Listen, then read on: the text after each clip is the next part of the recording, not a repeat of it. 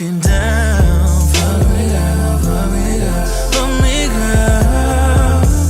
girl. Ooh, ah. What is the deal, beautiful people? My name is Ramon. Welcome to Lifestyles Defined. And on this channel, we talk about technology all day, every day. Today's topic is the Google I/O 2018 conference and my thoughts, because we received many questions. So of course, you guys know I'm a Microsoft fanboy, so I had to go and actually look to see what Google was saying. It just wasn't a part of my day. And ironically enough, I thought there was a good bit of dopeness going on at the Google I/O, whereas in the Microsoft world, I thought it was a little boring. But nonetheless, diving right in, one of the things that stood out to me and apparently the rest of the world was this Google Duplex thing. And the Google Duplex really, at first I thought, what is this? Is this a solution to a problem that no one has? But it turns out Google developed this duplex thing to sort of update store times in Google Maps. So this information is by and large just wrong. So they developed a method for a machine to call a store and say, hey, or sound like a human, whatever it was, what are your hours? What time do you open on Saturday, Sunday, yada, yada, yada. And I guess someone at the team said, hey, we can take this even so much further. And they did. So in this demonstration that they gave at the event, you know, the machine called a hair salon and actually made an appointment on the behalf of a person. And I thought it was super interesting. What stood out about it was the idiosyncrasies of just human speech. So when the PC was, or the robot, the AI, when it was talking, it would do things like, okay. And it was sort of eerie the way it understood what was a question, what was inferred, and like that was super interesting. They also had another one where a guy called a restaurant, and the person who answered the phone had a heavy Asian accent, and it was able to really understand this person. So a lot of that was dope. A lot of people seem worried.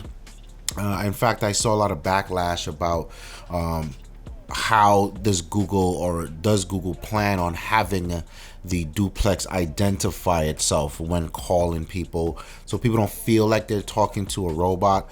And of course, Google since said yes, they're working on a way to do it. I guess they're not quite sure how to, because if you call and say, hi, this is Ramon's robot and he is totally fucking with you right now, you're gonna hang up. So it's gotta sort of fool people to a certain extent in order to get on with the purpose.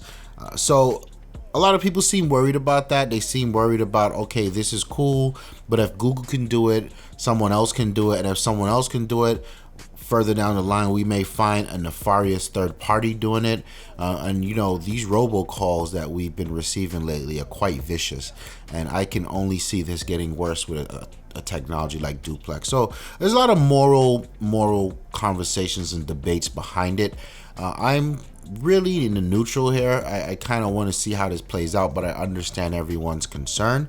But one of the things that came out after was people have been trying to get in contact with Google feverishly about this, and they've got so much more questions, and Google's just like dodging it left and right, which is not something they generally do. So there's a consensus floating around there that Google sort of faked the presentation, and the project is not as far along as people thought. In fact, the demo that was there wasn't even live, so I don't think a lot of people realize that. But you know, it is what it is. I would give credence to Google. Google doesn't, this is not one of their things where they get on stage and beat their chest about something that isn't real. Google generally doesn't do that. I mean, they may have something in beta for 15 years, but this is not something that they do. So even if they faked it, if they made it seem like it's a lot farther along than it actually is, I have some faith that it will be what they're showing it to be pretty soon. So yeah, that is what it is. We saw some Android P features. I kind of scoffed at this because I am a Samsung user, which means I will never see the likes of Android P on my phone. But there's some newness here. Google is cleaning house, really. There's not a lot of focus on crazy new features, and in fact, you're starting to see where AI and machine learning is really coming home to roost. So that's interesting. One of the bigger features in the Android P is the new UI with this gesture thing, kind of replacing the home button, but not really. Kind of substituting the back button, but not really. It's okay. It's kind of like the akin to the gestures on the iPhone 10. Whatever, it works, I guess. For those of you who have not used an iPhone 10, you may not understand that reference. And for those of you who used it and didn't like the gestures, well, get used to it. That's where it's going. So there's that. I saw little snippets about smart text.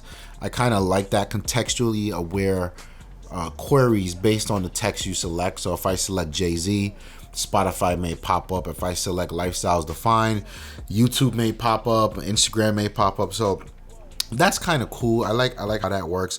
There's this dashboard thing now. Google's really concerned with us, as you know, they're selling us these addictive devices, but they're concerned about us being addicted to it.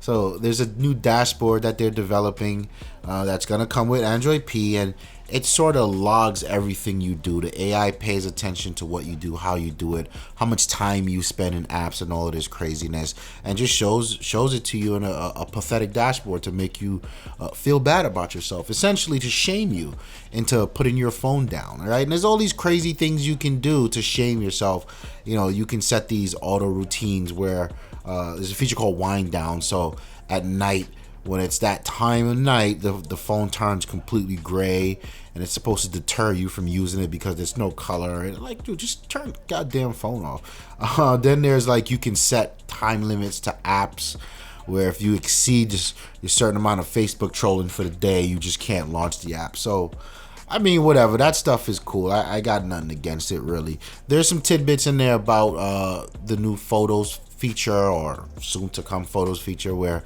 they can turn black and white pictures into color. I don't know who's asking for this. I don't know how many people have a black and white picture from 1965 on their phone that they just need to have converted to color. I really didn't get that, but okay, it's cool. Google Assistant is getting 6 new voices, one of which is John Legend. What the hell ever, okay. And then there's like some Google Map updates. Actually, there's a lot of Google Maps updates, but none of which I care about until, of course, they're rolled out and I discovered them in Google Maps, and then I'm like, oh shit, it's pretty dope.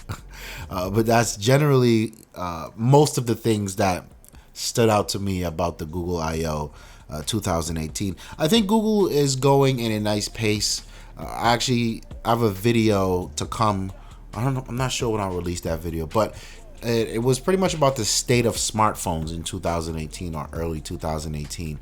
And I gave Google kudos for just tastefully proceeding and making these from iteration to iteration of Android, making some very good changes and additions, and instead of just silliness. And really, I feel like Google is now full steam ahead with having AI and machine language in the underpinnings of Android, and I think that's where we are. I'm excited to see how far that takes us.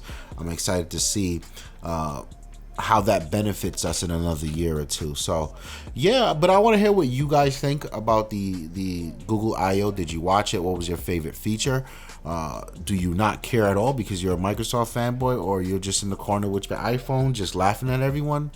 Let us know. But before I let you go and the intro rolls, I wanna just announce something for you. We, over on the website off to the right, there's a link to our merchandise store, and the LD merch is really a way for you to support the channel and for us to give you added value for supporting the channel. So it took us a long time. We were talking about this for something like a year or two. How can we get support from the community but without just feeling like scumbags and taking people's money? So we got a ton of designs over there. I think there's something for everyone there, but I want to know your feedback. I would love if you would just check it out and tell us what you think, and hopefully you'll buy a shirt or two to support the fam.